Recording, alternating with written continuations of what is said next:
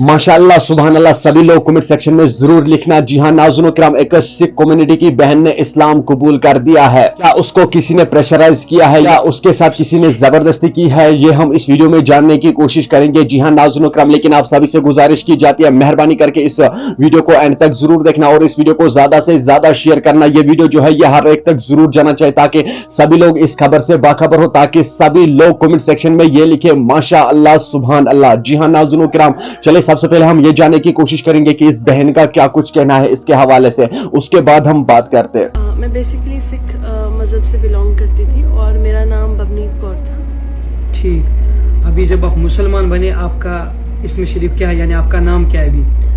अल्हम्दुलिल्लाह मेरा नाम अभी जो है कुर्रतुल फातिमा है। कुर्रतुल फातिमा जी। माशाअल्लाह तबारकल्लाह। सही, एक छोटी मोटी सी आप अपनी जर्नी हमारे साथ स्टार्ट कीजिए। ये कंसेप्ट आपके अंदर कैसे आया, यानी आप इस मजहब की तरफ माइल कैसे हुए?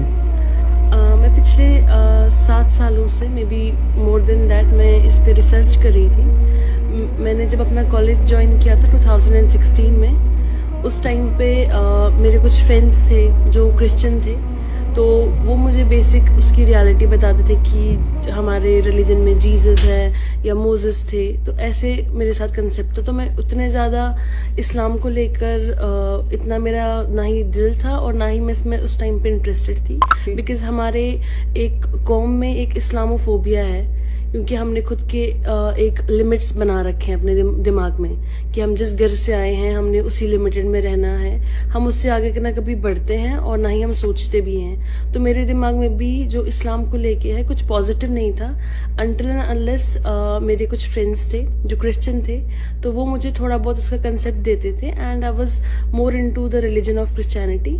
एंड मेरी एक फ्रेंड थी जिसका नाम स्नेहा है और उसने एक मुस्लिम लड़के से शादी की थी, बट वो जो लड़की है वो पढ़ नहीं पाती थी क्योंकि उसको सिर्फ हिंदी ही आता था। तो उसने मेरी हेल्प ली थी, मैं उसको कुरान पढ़ाती थी और जस्ट कि उसको मैं कुछ ऑनलाइन वीडियोस वगैरह शेयर करती थी, जिससे मुझे भी कंसेप्ट आया कि इस्लाम रिलीजन क्या है। और जहाँ पे मेरा क्रिश्चियनिटी में कुछ क्वेश्चन मार्क्स थे, वो सारे क्वेश्चन मार्क्स जाके कुरान पे जाके वहाँ पे उनके मुझे आंसर्स मिले।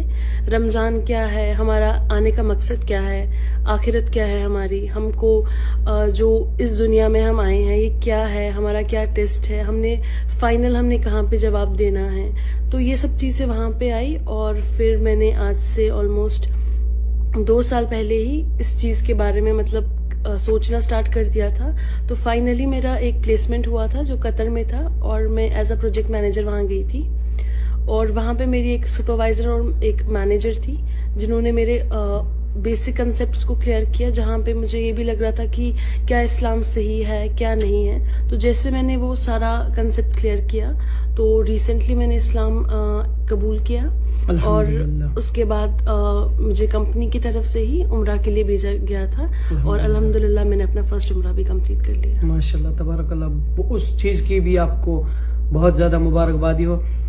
वीडियो को आगे बढ़ाने से पहले मैं आपसे एक और सवाल करना चाहता हूँ, क्या ये वीडियो आप अपनी मर्जी से बना रहे हो? खुदा ना खास्ता कोई जोर और जबरदस्ती तो नहीं है इस वीडियो में? नहीं, मैं बस अपना एक मैसेज है जो मैं सब तक पहुंचाना चाहती हूँ कि हमने जो अपने बाउंड्री सेट करके रखे हुए हैं, हमारे अक्सर क्या होता है कि हमारे जो फैमिलीज में चलता है, मेरे दादू एक रिलीजन के हैं तो हम उसको ही फॉलो करते हैं और अगर हमारे पास कुछ ना हम आगे सोचते हैं ना ही हम कुछ एक्स्ट्रा नॉलेज गेन करने की कोशिश करते हैं, तो एंड अप क्या हो जाता है कि एक हम बाकी रिलीजन्स को लेकर एक हेट्रेड रखते हैं अपने सीने में कि नहीं हमारे जो दूसरा रिलीजन है वो इतना बेटर नहीं है, हम अपने से परफेक्ट है, बट हमें खुद को एक चांस देना चाहिए।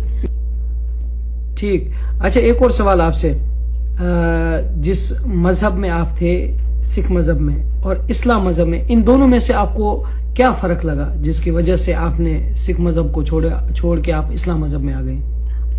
मजहब हमारा दोनों मजहब जो है वो सेम ही पॉइंट को बयान करते हैं। ठीक, क्योंकि सिखिज्म में अगर आप देखोगे एक मूल मंत्र है जिसको एक ओमकार में भी जो सिख कम्युनिटी वाले हैं वो जानते हैं, और हमारे जो कुरान पाक में है जैसे सूरह इखलास है, कुल हु अल्लाहु अहद अल्लाहु समद लम यलिद वलम यूलिद वलम यकुल लहु कुफुवन अहद। सो ये दोनों का कंसेप्ट एक ही है कि अल्लाह एक है, ना ही उनका कोई फिगर है और ना ही उनसे कोई जना है, ना ही उनका कोई बेटा है और वो एटर्नल है। तो सेम हम दोनों रिलीजन में सेम कंसेप्ट है, बट डिपेंड करता है कि कौन क्या मानते हैं। जो मैंने अपने रिलीजन में देखा है कि एक तो वो 300 इयर्स या मोर देन 300 इयर्स अगो पहले एक रिलीजन आया हुआ है और इससे पहले भी एक मतलब लोग आए हैं जिसके एविडेंसेस भी हैं। तो उस टाइम पे इंसान सोच में पड़ जाता है कि अगर मतलब हमारा 300 साल पहले रिलीजन है तो इससे पहले क्या है।